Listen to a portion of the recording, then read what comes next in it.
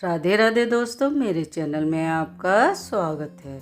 आज मैं आपके लिए लाई हूँ विटामिन और प्रोटीन से भरपूर कटहल के बीज की एक नई रेसिपी। कटहल के बीज की ये रेसिपी आपने आज तक नहीं खाई होगी। यकीन मानिए, इसे आप एक बार बनाकर खाएंगे तो इसे बार बार बनाने का मन करेगा। तो चलिए बनाना शुरू करते हैं। ये मैंने 500 ग्राम कटहल के बीज लिए हैं।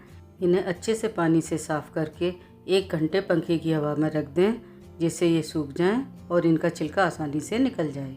आप देख सकते हैं बीज अच्छे से सूख गए हैं और इनका छिलका भी हार्ड हो गया है। अब चाकू की सहायता से बीज के इस तरह 2 हिस्से कर लेते हैं और इस तरह हाथों से छिलका उतार देते हैं।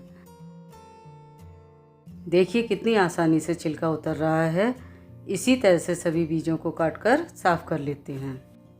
इसका हमें सिर्फ हार्ड वाला छिलका ही हटाना है। आप देख सकते हैं सारे बीज अच्छे से साफ़ हो गए हैं। अब इन्हें कुकर में डाल लेते हैं। साथ ही डाल लेते हैं आधा गिलास पानी और कुकर को बंद करके मीडियम गैस पर 2-3 सीटी ले लेते हैं। सीटी आ गई है, गैस को बंद कर देते हैं। स्टीम निकल गई है। अब कुकर को खोलकर बीजों को चेक कर लेते हैं। आप देख सकते हैं बीज अच्छे से गल गए हैं। अब इनको निकालकर एक बाउल में ठंडा होने के लिए रख देते हैं। जब तक बीज ठंडे हो रहे हैं तब तक टमाटर की प्यूरी तैयार कर लेते हैं। इसके लिए मैंने लिए हैं 4 हरी मिर्च। इनको काटकर मिक्सी के जार में डाल लेते हैं। अदरक के छोटे छोटे टुकड़े करके डाल लेते हैं और 2 टमाटर, इनका हरा भाग निकाल लेते हैं और इसके भी छोटे छोटे टुकड़े करके डाल लेते हैं। साथ ही डाल लेते हैं तरबूजे की गिरी और काजू। इसको मैंने पहले से ही भिगो कर रखा हुआ था। इससे ग्रेवी में गाढ़ापन आता है और टेस्ट भी बढ़ जाता है। अब इन सभी को पीस लेते हैं। ये हमारी प्यूरी तैयार है। अब बीजों को एक बड़े बर्तन में डाल लेते हैं। बीजों को हमें हल्का गर्म ही रखना है, जिससे ये आसानी से मैशर की सहायता से मैश हो जाएं। ठंडा होने पर ये आसानी से दबेंगे नहीं। आप देख सकते हैं बीज अच्छे से मैश हो गए हैं। अब इसमें डाल लेते हैं 2 उबले हुए आलू, जिनको मैंने पहले से ही घिस कर रखा हुआ था। साथ ही डाल लेते हैं 1 चम्मच नमक, 4 चम्मच चावल का आटा, जो लगभग 50 ग्राम है। इसकी जगह आप बेसन या ब्रेड क्रम्स भी डाल सकते हैं। अब इन सभी को अच्छे से मिलाते हुए एक डो तैयार कर लेते हैं। आप देख सकते हैं सभी चीज़ें अच्छे से मिल गई हैं। अब इनकी छोटी छोटी बोलें तैयार कर लेते हैं।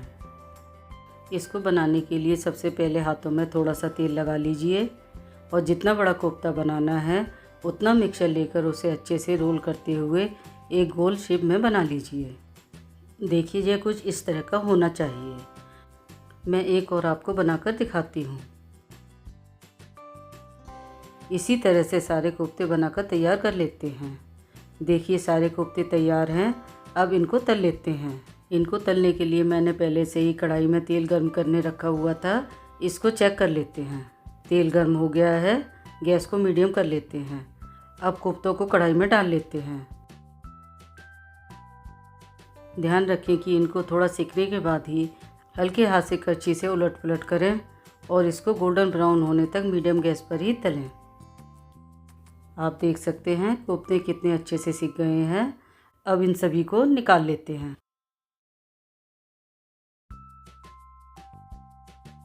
और इसी तरह सभी कोफ्तों को सेक लेते हैं। ये सभी सिक गए हैं, इन्हें भी निकाल लेते हैं। अब हम इसके लिए ग्रेवी तैयार करते हैं। ग्रेवी बनाने के लिए मैंने लिया है एक पैन। इसमें 2 कड़छी घी डाल लेते हैं। घी गर्म हो गया है।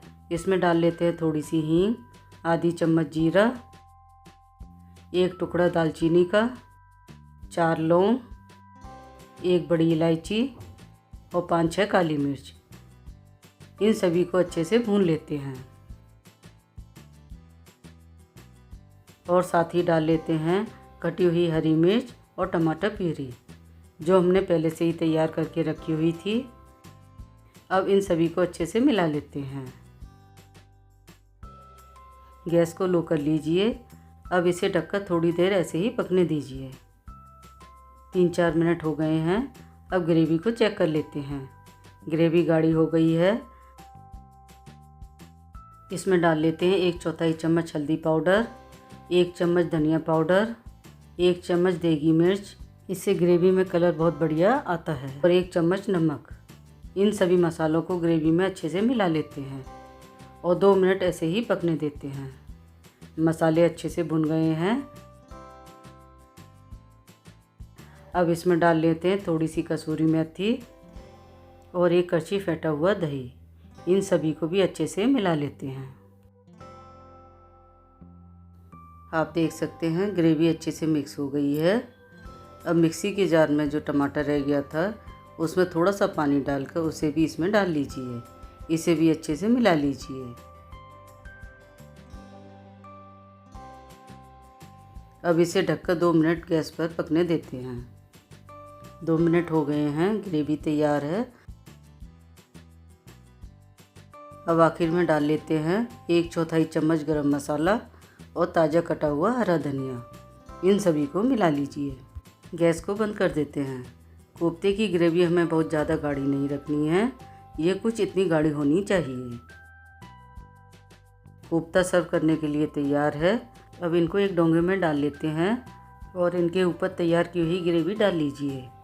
कोफ्ता सर्व करते वक्त एक बात का विशेष ध्यान रखें, कोफ्ता सर्व करने से 5 मिनट पहले ही ग्रेवी में डालें, नहीं तो हमारे कोफ्ते उठाते वक्त बिखर जाएंगे।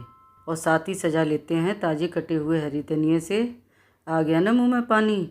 आप भी इन कोफ्तों को बनाइए और कमेंट करके मुझे बताइए आपके कोफ्ते कैसे बने।